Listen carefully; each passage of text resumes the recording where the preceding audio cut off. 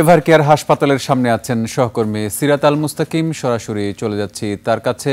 সিরাত, খালেদা জিয়ার স্বাস্থ্যের বিষয়ে আর কোনো ব্রিফিং হয়েছে কিনা এবং সেখানে সমাগম তার নেতাকর্মীদের, একই সাথে নিরাপত্তা পরিস্থিতির সার্বিক বিষয়ে একটু আমাদের জানান।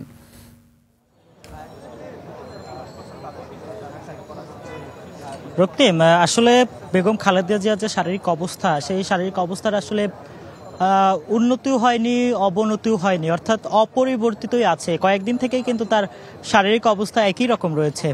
এবং দুপুরবেলা বেগম খালেদা জিয়ার যে চিকিৎসক AJM জাহিদ হাসান, তিনি কিন্তু জানিয়েছেন তিনি বেগম খালেদা জিয়া চিকিৎসা গ্রহণ করতে পারছেন, অর্থাৎ তাকে যে চিকিৎসা দেওয়া হচ্ছে তার শরীর সেটি গ্রহণ করছে। এটি কিন্তু একটি ভালো ইঙ্গিত যে বেগম খালেদা জিয়া হয়তোবা সুস্থতার দিকে আগাচ্ছেন। এবং আরেকটি বিষয় যদি আমি আপনাকে জানিয়ে রাখি, সেটি হচ্ছে বেগম খালেদা জিয়াকে VVIP প্রোটোকল দেওয়া হচ্ছে এবং তাকে VVIP ঘোষণা করে SSF কিন্তু দুপুর থেকে এই এভারকেয়ার হাসপাতালের ভেতরে মোতায়েন করা হয়েছে এবং সাথে মোতায়েন করা হয়েছে প্রেসিডেন্ট গার্ড রেজিমেন্ট PJR, তাদেরকে কিন্তু মোতায়েন করা হয়েছে। এবং আমার পেছনের দৃশ্য যদি আপনি দেখেন তাহলে দেখতে পাবেন যে নিরাপত্তা কিন্তু জোরদার করা হয়েছে এবং পুলিশ সহ SSF এবং PJR এর সদস্যরা কিন্তু মোতায়েন করা রয়েছে এই এভারকেয়ার হাসপাতালে। এবং দুপুরবেলা যখন বেগম খালেদা জিয়ার চিকিৎসক AJM জাহিদ হাসান ব্রিফিং করেছিল, তখন কিন্তু তিনি বলেছিলেন আসলে যে গুজব ছড়ানো হচ্ছে বেগম খালেদা জিয়ার শারীরিক অবস্থা নিয়ে, বিভিন্ন ধরনের গুজব সোশ্যাল মিডিয়া সহ বিভিন্ন জায়গায় ছড়ানো হচ্ছে, সে বিষয়ে সতর্ক থাকার আহ্বান কিন্তু তিনি জানিয়েছেন।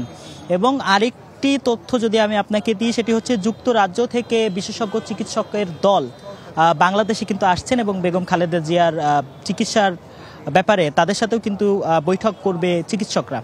এখানে যারা চিকিৎসকরা আছেন তারা কিন্তু অপেক্ষায় আছেন। যুক্তরাষ্ট্রের যে চিকিৎসক দল তারাও কিন্তু বাংলাদেশের উদ্দেশ্যে আসছেন আর কি।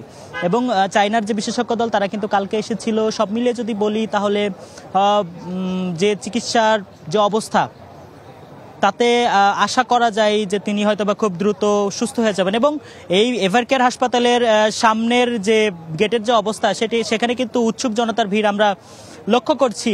এবং এই উৎসুক জনতার ভেতরে বেশিরভাগই কিন্তু বিএনপি এবং তাদের অঙ্গ সহযোগী সংগঠনের নেতা কর্মীরা। এই ছিল আমার কাছে সর্বশেষ। রক্তিম। সিরাত আল মুস্তাকিম, অসংখ্য ধন্যবাদ আপনাকে। এভারকেয়ার হাসপাতাল থেকে যোগ দিয়েছিলেন সহকর্মী সিরাত আল মুস্তাকিম।